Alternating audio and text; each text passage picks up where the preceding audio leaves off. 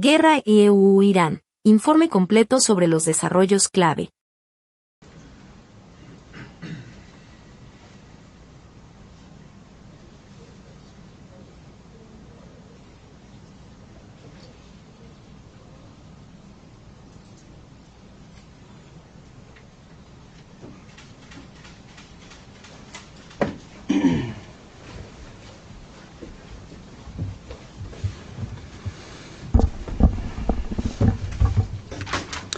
Well, good afternoon. I'm honored to stand right here today alongside one of America's finest, Admiral Brad Cooper, Commander of U.S. Central Command. We just had a chance to spend a couple of hours together, better part of 2 hours, going through the entirety of this operation, Operation Epic Fury. And Admiral, I want to thank you for everything you do and your incredible leadership, for your dynamic thinking, the way you're attacking this problem set on every level. In just days of Operation Epic Fury, you and your team have delivered nothing short of devastating, precise strikes, taking out the better part of Iran's Navy, making it combat ineffective, neutralizing missile sites and launchers, and establishing total dominance over the skies we fly over and seas we fly over. Our forces are executing with unmatched skill, and the mission is advancing decisively. This is the kind of no-nonsense, results-driven warfighting that America demands. And you're delivering it in spades. You are the man for this moment. Admiral Cooper, on behalf of the President, the Department of War, and every American watching, I want to thank you for your outstanding job you and CENTCOM are doing. Keep pressing the fight, and we are with you all the way. A few thoughts before I hand it over to the Admiral for an update. Iran is hoping that we cannot sustain this, which is a really bad miscalculation for the IRGC in Iran. You see, there's no shortage of American will here. We remember and honor our fallen, those 6 that we will soon welcome at Dover, who gave everything for their country in this mission. We remember them. But we remember them by rededicating ourselves even more fervently to this mission. Our commitment to our mission objectives only increases as our advantages continue to increase. We've got no shortage of munitions. Our stockpiles of defensive and offensive weapons allow us to sustain this campaign as long as we need to. Again, our munition status only increases as our advantage increases.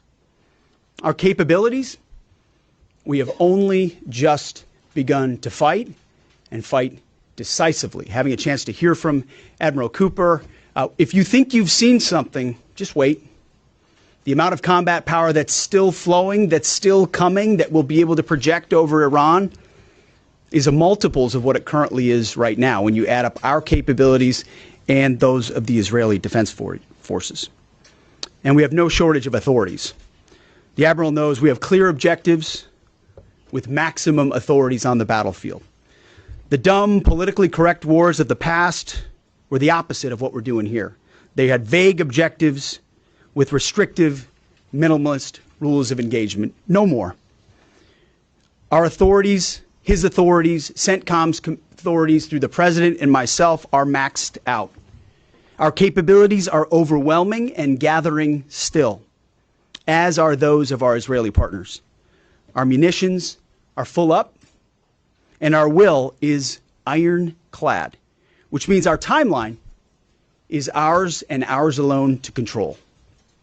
As long as it takes to ensure the United States of America achieves these objectives, and as we flow more forces, and as we flow more capabilities, and as our munitions, as we're flying over the top, have even more devastating effects, we set the tempo, we set the timeline, led by the commander on the ground. Our ear is to the ground to listen to Admiral Cooper, what he needs, and what he needs he will get.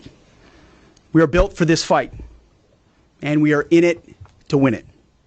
And we have the right commander in the lead. So I'll now hand it over to Admiral Brad Cooper to give you an update right here from CENTCOM. Admiral. Mr. Secretary, first, thank you very much and good afternoon and welcome to U.S. Central Command Headquarters, America's Warfighting Headquarters. It's great to be here alongside the Secretary and representing the more than 50,000 men and women in uniform currently executing Operation Epic Fury. So, Mr. Secretary, first, thank you very much for your leadership and support and the very clear vision and objectives that you've given us to allow us to use overwhelming force against the Iranian terrorist regime. And thanks to all of you for attending today, and welcome to Tampa.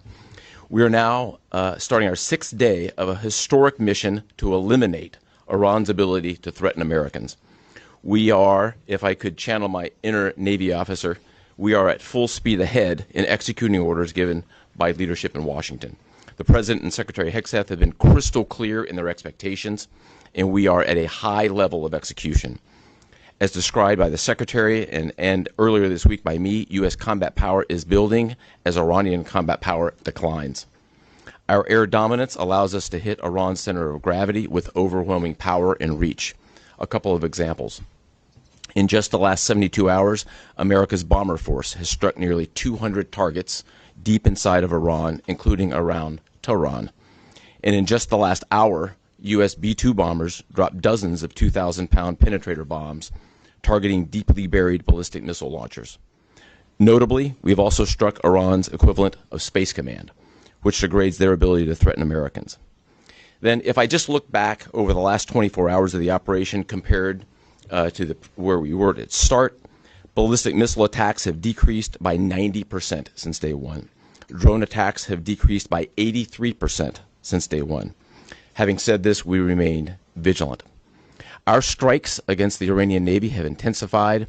You may have heard the President say just a little while ago that we have sunk or destroyed 24 ships. That was true at the moment. We're now up over 30 ships. And in just the last few hours, we hit an Iranian drone carrier ship, roughly the size of a World War II aircraft carrier, and as we speak, it's on fire. The President gave us another task, to raise or level Iran's ballistic missile industrial base. So we're not just hitting what they have, we're destroying their ability to rebuild. And so as we transition to the next phase of this operation, we will systemically dismantle Iran's missile production capability for the future, and that's absolutely in progress. This is going to take some time, but our forces are well supplied, as the Secretary said, and we are absolutely ready to prosecute this mission decisively. Our combined joint forces have relentlessly destroyed Iran's air defenses over the past few days, and they've continued hunting for more systems to kill. Our air defenders are operating at the very top of their game. I couldn't be prouder, shoulder to shoulder with our partners in the region in many cases, providing the most integrated air defense network in Middle East history. We are fighting to win. Through combined U.S. and Israeli combat power, we will continue decimating Iran's ability to project power outside its borders. And if I can just conclude by saying a strong salute to the brave men and women who are out on the pointy edge of this, really doing exceptional work. I just couldn't be prouder, and I know the American people share in that same pride. So thank you very much. Absolutely. And with that, we'll take a few questions. Yeah, right here. Sir, appreciate it. Admiral, I wanted to ask, or Mr. Secretary, the Ukrainian president said today that the U.S. has asked for specific capabilities to deal with Shahid drones, Iranian drones.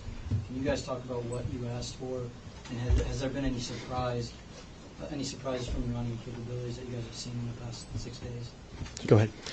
We're very familiar with Iranians' capabilities, and as you might imagine, we planned for it right from the outset, and I feel good about what the plan was. Like any good organization, we adjust as necessary to meet the environment, and we've made those appropriate adjustments. Absolutely. Right here. Thanks, Secretary Hegseth. I had two for both of you. One, was an American pilot shot down today in Iraq? And two, I've heard reports that there's enriched uranium stored in Isfahan. I've also heard reports that there's not a lot of bombing there. Is that on purpose? Do we believe there's enriched uranium there? And would we ever send special forces to secure it? As CENTCOM pointed out, that those reports of an F-15 being shot down are false. As you can imagine, Iran is doing everything it can to peddle in lies, deception, and inflation of numbers in reality, mostly to propagandize to their own people. Right? They've shut down the internet. They're hoping they can convince their own population that they're having success. One thing one of their leaders said recently is that 500 Americans have been killed, they claim. These are lies. The lies will continue. CENTCOM will continue to debunk those lies. So, and as often is the case in conflict, first reports are often wrong. As it pertains to nuclear material and things like that, one of the objectives the president has always said is that Iran will not have a nuclear bomb, nuclear capabilities, but we would never disclose what we will or will not do inside operational plans. So Admiral Cooper's got a plan. We're working that plan, and targets will be struck or not struck according to what we want to achieve. Yeah, right there. Secretary Hegseth, the president said earlier today in an interview that he would like to have a say in who's the next leader of Iran.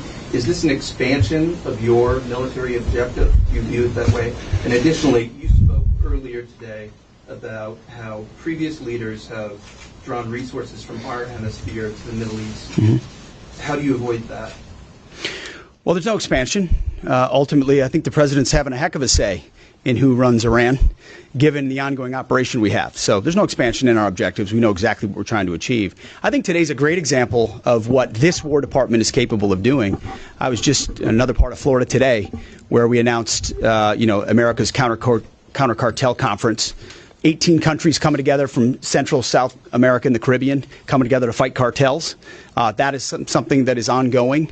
We're focused there. We're focused in the Indo-Pacific. We can mass combat power in CENTCOM. EUCOM is able to support that as well. So we know we're laser focused on our hemisphere and our homeland. That's why we locked down the border. That's why we're working with partners to take on cartels. That's why we're sinking drug boats. That's why we're on the offense there. But the beautiful things about combatant commands is that, Brad Cooper's laser focused on Central Command, just like Frank Donovan is laser focused on Southern Command. We can do both. That's what a global power can do. Ultimately, this issue of Iran's nuclear pursuit and their unwillingness through negotiations to stop it was something President Trump has said for a long time needs to be dealt with. And after 47 years, he's doing something that no other president was willing to do.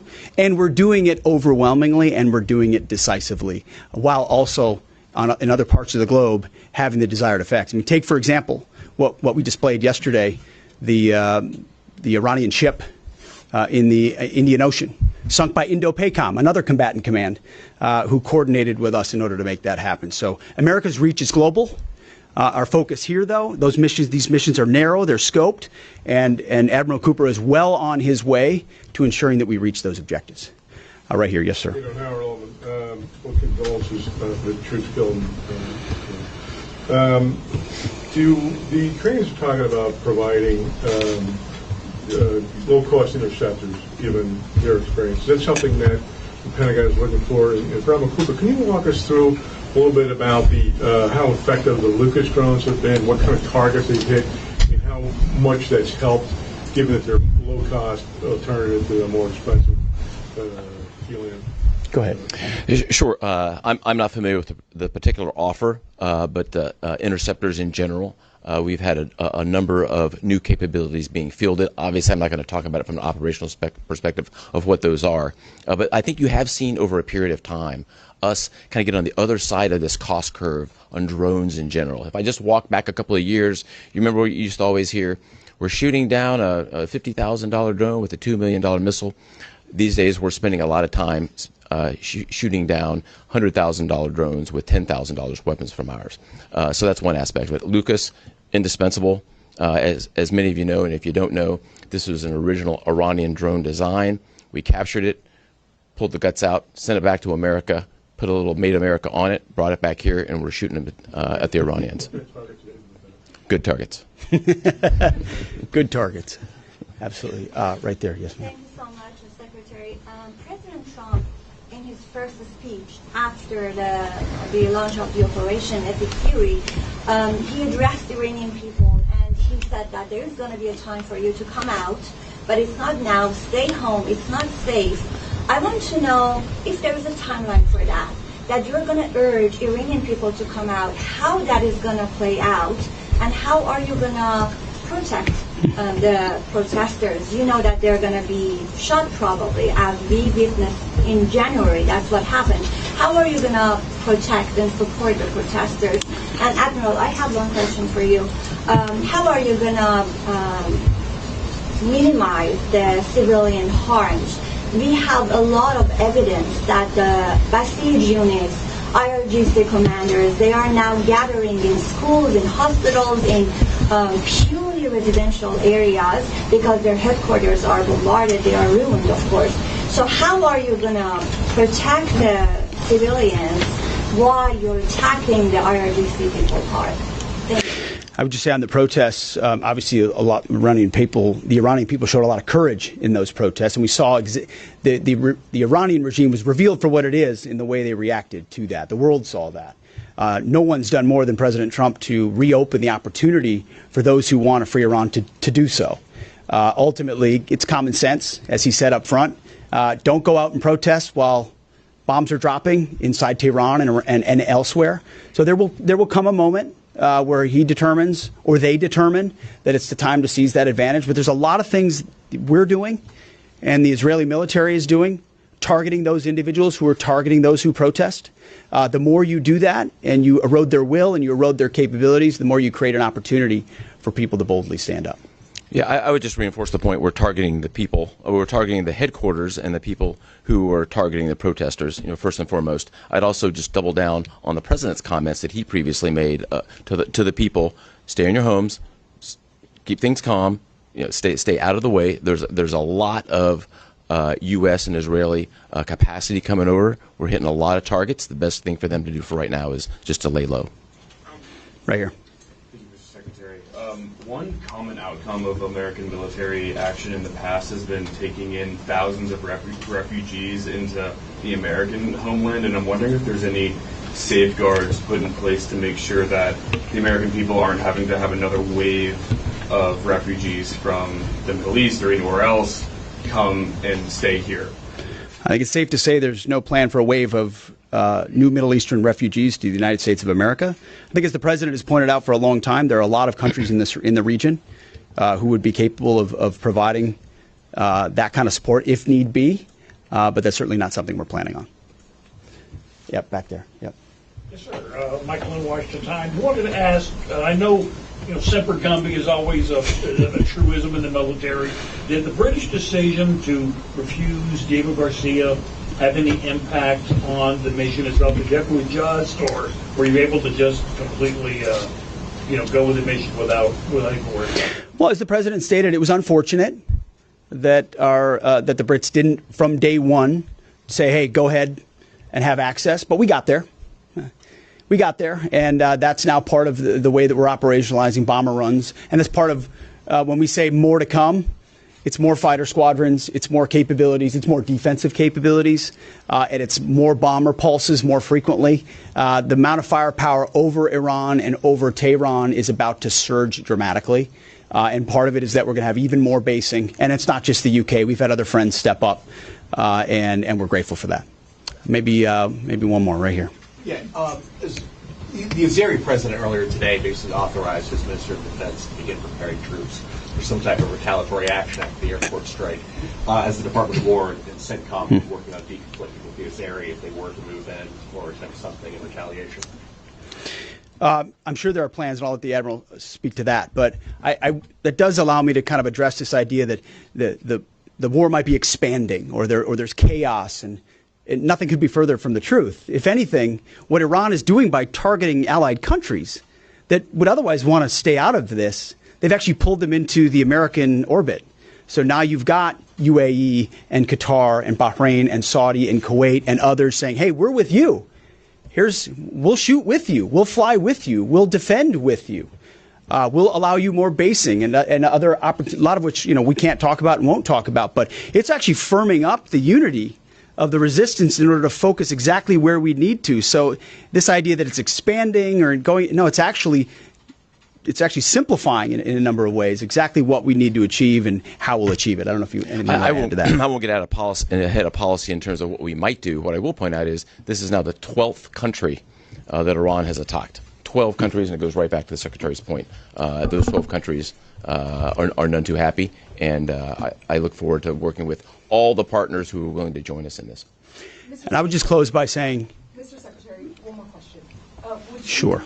What is your message to Americans who are concerned about security here at home with the change-up that we're going to see at the Department of Homeland Security? Well, I think Kristi Noem did an excellent job over there securing our border and keeping us focused on threats, and the President making a change. We all serve at the pleasure of the President. I'm sure Mark Wayne Mullen will do a fantastic job. He's been a friend of mine for a long time. But Kristi did a great job setting us up for success. So I don't have any concerns about whether or not the homeland will be covered down on. And I'll just end by saying I wish every American could get a chance to see what we see. I had a chance to go into the control room, into the Tactical Operations Center, go see these young men and women that are doing this, the dedication that they show at every level, the way they've refined their craft. I was talking to a young colonel who's iterating on how we target and how we find and fix different aspects of what the Iranians are trying to do. If they don't know what they're up against. And if they think they've got it solved for, they're wrong. And ultimately, the combination of our ingenuity, the skill, the professionalism, the discipline, and then the sheer weight of the capabilities of the U.S. military, what you're going to see may look routine. It might start to be like, oh, another boat. Oh, another launcher. Oh, another drone facility. What it takes to do this with the precision that we do is world-class. No one else can do it. And it's world-class Americans. Like the ones I saw here, like the ones that are coming home that we're going to greet home, that are the engine of what makes our country great. And so I'm so grateful for folks like those here at CENTCOM, at Central Command, who are under your command. Thank you for your decisive leadership. And all I'll say to you is what I say to them, keep going. Because the President and myself, we have your back. Thank you, Admiral. Appreciate it. Thanks very much. Thank you all. Este sitio puede ayudarte a mejorar tu comprensión de lectura y escucha en inglés. US Inteligencia Artificial para dividir las oraciones en partes fáciles de entender. Con el reproductor puedes ajustar la velocidad, pausar o retroceder para entender cada frase. Ofrece traducción a 20 idiomas, lo que facilita mucho el aprendizaje. Solo escribe inglés.com en tu navegador y pruébalo ya.